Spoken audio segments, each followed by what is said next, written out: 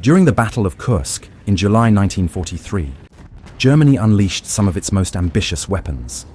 The Panther tank, the Ferdinand tank destroyer, and more Tigers than they'd ever concentrated in one place. Hitler was convinced these machines would smash through Soviet armor and deliver a decisive victory in the east. But one of the deadliest anti-tank weapons the Germans had at Kursk wasn't a tank at all. It was a slow, low-flying dive bomber with fixed landing gear and a pair of anti-aircraft guns strapped under its wings.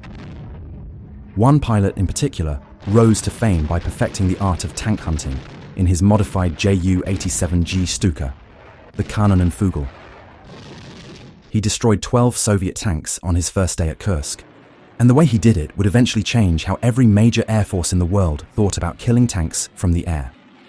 So today, we're going to tell you the full story of the Kanonenvogel Stuka and the pilot who made it work, because what it demonstrated about close air support should have revolutionized how Germany fought its war, and in a way did revolutionize ground attack, just not for the Germans.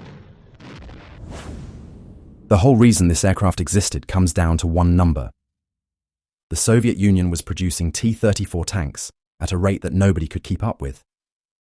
Between 1942 and 1943 alone, Soviet factories turned out roughly 15,700 T-34s. The Germans had no answer for these numbers. Their own tank production couldn't come close, and every Panzer they lost on the Eastern Front was 5 to 10 times harder to replace than a T-34. Now, the standard German approach to killing tanks was other tanks, anti-tank guns, and dive bombing. The JU-87D Stuka could carry bombs and attempt to hit tanks from above, but the odds of actually landing a bomb directly on a moving armored vehicle were terrible. You're dropping a bomb from altitude at a target that's maybe 3 meters wide and moving. Even experienced pilots missed far more often than they hit. The Luftwaffe had tried other solutions. The Henschel HS-129 was specifically designed as a ground attack aircraft. It carried a 30mm cannon and later even a 75mm gun mounted under the fuselage. But the HS-129 had problems. Its fuel tanks made it vulnerable. Its engines were unreliable, and production numbers never came close to what was needed. The Luftwaffe's own assessment was that a replacement for the HS-129 had to be found as quickly as possible. So here was the core problem. Germany needed a way to kill large numbers of Soviet tanks quickly, cheaply, and with aircraft they already had. And the answer came from a pilot, not an engineer. Hans-Ulrich Rudel had been flying Stukas since the opening days of Operation Barbarossa in June 1941. By early 1943, he'd already completed over 1,000 combat missions, which is a number that's almost hard to believe. He'd sunk the Soviet battleship Marat at Kronstadt with a single 1,000-kilogram bomb, diving so steeply that he pulled out just a dozen feet above the water. The explosion cracked the 600-foot warship in half and killed 326 men. But Rudel had noticed something while flying ground attack missions against Soviet armor. The standard 20mm MG-151 cannons mounted in the wings of the JU-87D could actually damage tanks if you hit them in the right place. The T-34's frontal armor was 45mm thick and sloped at 60 degrees, giving it an effective thickness of about 90mm. From the front, the 20mm rounds were useless, but the top armor was only 20mm, and the rear, where the engine sat, was 45mm, but completely vertical with no slope at all. If you came in from behind and above, at a shallow angle, you could punch rounds into the engine compartment. Rudel started experimenting with exactly that approach, and he managed to knock out several T-34s with the 20mm guns. But 20mm was marginal. You needed a lot of hits to reliably kill a tank, and the ammunition ran out fast. What he really needed was something bigger. In late 1942, Rudel proposed mounting two 37mm Flak 18 anti-aircraft guns under the wings of a JU-87. The Flak 18 was a Rheinmetall design already in widespread service as ground-based anti-aircraft artillery. What made it interesting for the anti-tank role was its muzzle velocity. Firing armor-piercing composite rigid ammunition with a tungsten carbide core, the gun could push a round out at over 850 meters per second. And remember, each gun weighed about 270 kilograms, including the pod. So you were bolting over 500 kilograms of additional weight under the wings of an aircraft that was already slow. The first prototype was fitted to a JU-87D1, works number 2552, nicknamed Gustav the Tank Killer. The maiden flight happened on January 31st, 1943, flown by Hauptmann Hans Karl Stepp, and the results were mixed. The test pilot noted that the drag from the gun pods reduced the aircraft's speed to about 259 kilometers per hour. The plane was also noticeably less agile than standard D variants. You couldn't dive bomb with it anymore because the dive brakes had been removed. You couldn't carry bombs. All you had were those 2 cannons and 12 rounds of tungsten carbide ammunition. 6 rounds per gun, fed from box magazines. 12 rounds to kill tanks. That's what Rudel had to work with. But here's what made the concept work, despite these limitations. The 37mm tungsten carbide round could penetrate the T-34's rear and top armor reliably at combat ranges. 1 round through the engine deck and the tank was done. The engine would seize, the fuel would ignite, or the crew would bail. You didn't need to land a bomb on a 3-meter target. You just needed to put 1 round through the roof. The first production JU-87G1s were delivered to frontline units in April 1943, just in time for what was about to happen at Kursk. Before Kursk, Rudel took the new Kanonenvogel to the Crimea to counter a Soviet amphibious landing on the Kuban Peninsula. And despite getting shot down by anti-aircraft fire on his very first combat test flight with the cannon-armed Stukas, what followed proved the concept beyond any doubt. The cannon birds turned out to be devastating against Soviet landing craft bringing troops and supplies ashore. Rudel alone claimed 70 landing craft destroyed during the Kuban fighting. Landing craft were easier targets than tanks. They were slower, less armoured, and couldn't shoot back as effectively. But the experience taught Rudel and his pilots the attack techniques they'd need for armoured targets, how to approach from behind, how to judge the shallow dive angle, how to fire short bursts and conserve ammunition when you only had 12 rounds. The success at Kuban earned Rudel the oak leaves to his Knight's Cross, and more importantly, it got the Luftwaffe's attention. He was posted back to Sturzkampfgeschwader 2, the Immelmann wing, in charge of its new JU-87G anti-tank squadron, and he arrived just in time for the largest tank battle in history. So here's what was happening on the ground when Rudel's squadron arrived at the front. By the summer of 1943, a massive bulge had formed in the Eastern Front, around the Soviet city of Kursk. The salient stretched roughly 190 kilometers across and 120 kilometers deep into the German lines. Germany planned to pinch it off from both sides in a double envelopment they called Operation Citadel. The numbers on both sides were staggering. Germany assembled around 780,000 troops, roughly 2,700 tanks, and about 2,000 aircraft. The Soviets knew the attack was coming, partly through their own intelligence and partly through the British breaking German codes, and they prepared accordingly. They dug in with roughly 1.9 million soldiers, over 5,000 tanks, 3,000 aircraft, and defensive positions so dense that some sectors had 1,500 anti-tank mines per square kilometre. When the offensive launched on July 5, 1943, both sides threw everything they had into the fight, and this is where Rudel's squadron entered the picture. Rudel's cannonbirds were assigned to support the 2nd SS Panzer Corps, attacking on the southern axis of Operation Citadel. Their job was to range ahead of the advancing panzers and intercept Soviet reserve tank columns moving toward the front. On his first attack run at Kursk, Rudel came in behind a column of T-34s, flying low enough that debris from his kills scored marks on his aircraft, and heat from the burning tanks scorched the fuselage. He destroyed 4 tanks in that single pass. By the end of the day, his personal count stood at 12. Now, we should be honest about something here. Aerial tank kill claims during the Second World War were notoriously inflated across all air forces. British operational research in Normandy found that pilot claims against armour were typically 5 to 10 times higher than actual verified kills. There's no independent Soviet verification of Rudel's specific numbers, And there never will be, because the ground he fought over was immediately overrun by the Red Army.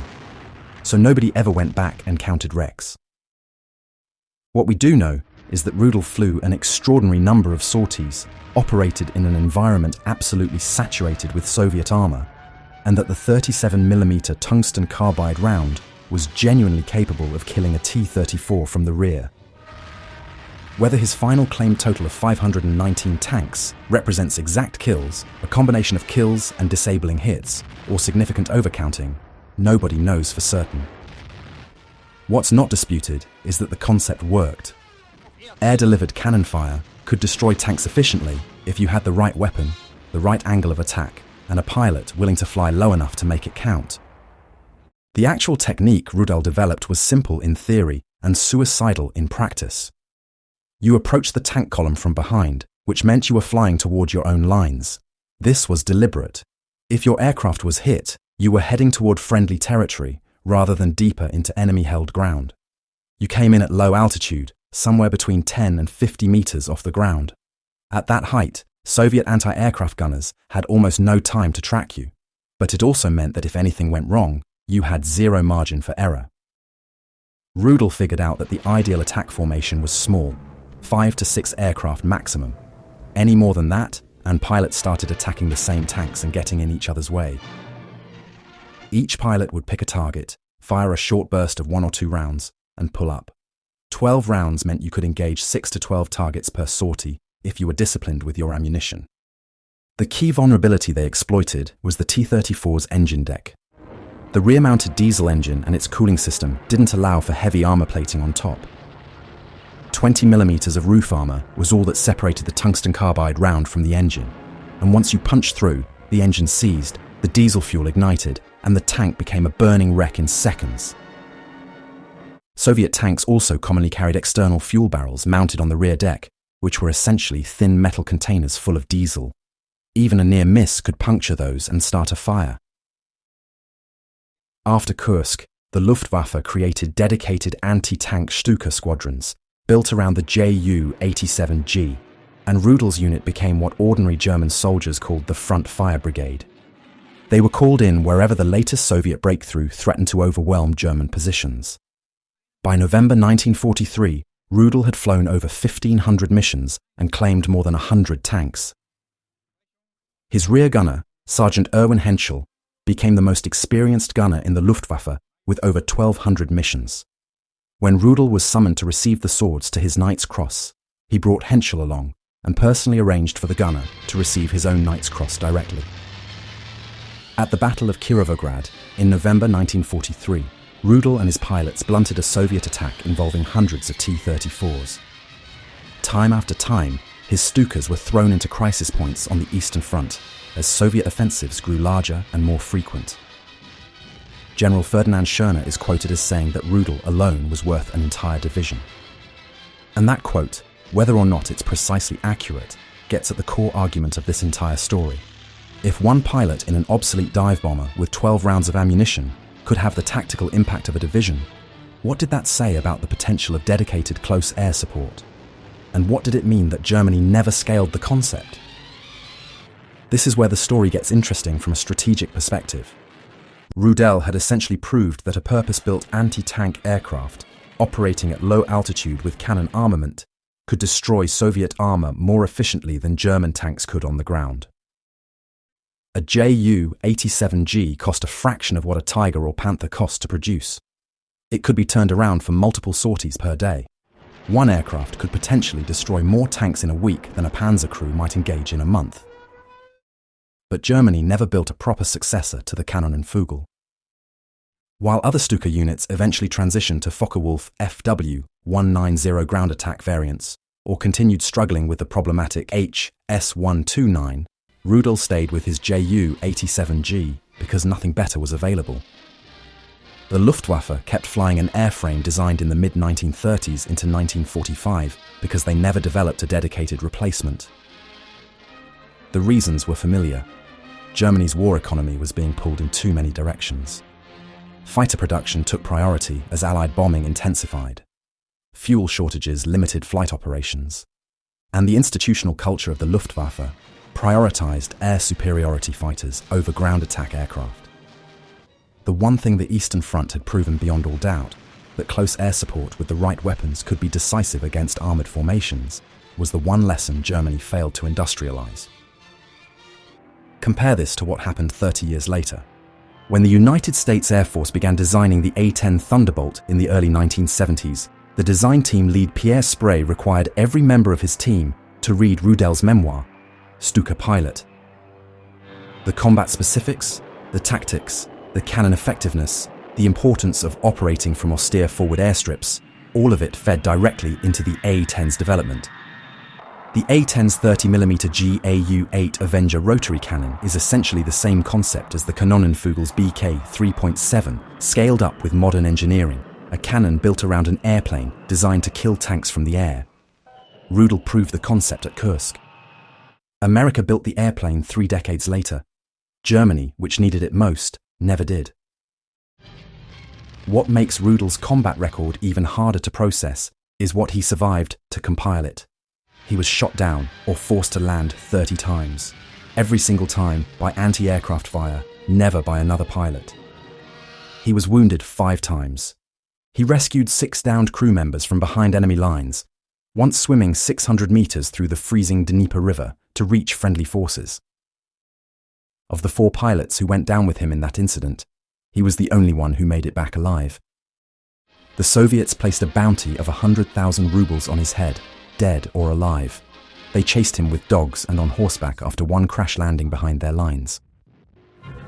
By 1944, Rudel had flown over 2,000 missions and claimed more than 300 tanks. He was promoted to lieutenant colonel and given command of the entire Schlachtgeschwader too. He was shot down again over Latvia, crash landing with his gunner Ernst Gardermann. Both were wounded. Both went right back into the air. On February 9, 1945, Rudel was attacking a column of 13 T-34s and IS-2s near Frankfurt an der Oder. He destroyed 12 of them, but on his final pass, a Soviet anti-aircraft round struck his Stuka and destroyed his right foot. He managed to land the aircraft, but his leg had to be amputated below the knee. He escaped from the hospital, got his rudder pedal modified for a prosthetic leg, and was flying combat missions again by March 25th, 6 weeks after losing his leg. He claimed another 26 tanks before the war ended. On the last day of the war, Rudel led the 3 remaining JU-87s and 4 FW-190s of his unit on a final attack run against Soviet tanks in Czechoslovakia. Then he flew west, landed at a US-held airfield, and ordered his pilots to lock their brakes and collapse their landing gear to destroy their aircraft on the runway. Over the course of the war, Rudel flew 2,530 combat missions. His claimed record includes 519 tanks, 1 battleship, 1 cruiser, 1 destroyer, 70 landing craft, over 800 vehicles, 150 artillery positions, 4 armoured trains, and 9 aircraft shot down. He was the only recipient of the Knight's Cross with golden oak leaves, swords, and diamonds, a decoration created specifically for him because they had run out of higher awards to give. Even if you cut his tank claims by half or more to account for the overcounting that affected every air force in the war, the numbers are still extraordinary by any standard. And yet the most important thing about Rudel's combat career isn't the individual statistics. It's what they proved about close air support as a doctrine. A single pilot in an obsolete airframe with 12 rounds of ammunition repeatedly demonstrated that purpose-built anti-tank aircraft could be more cost-effective at destroying enemy armour than the tanks Germany was spending its shrinking industrial capacity to build. Tigers, Panthers, King Tigers, all of them devoured resources that might have produced hundreds of dedicated ground attack aircraft instead. Germany proved the concept and ignored the lesson. The United States Air Force learned it 30 years later and built the A-10 around it, and the A-10's 30mm cannon, its titanium armour bathtub, its ability to operate from damaged airstrips, all of it traces a direct line back to a dive bomber, with 2 anti-aircraft guns bolted under its wings at the Battle of Kursk in July 1943.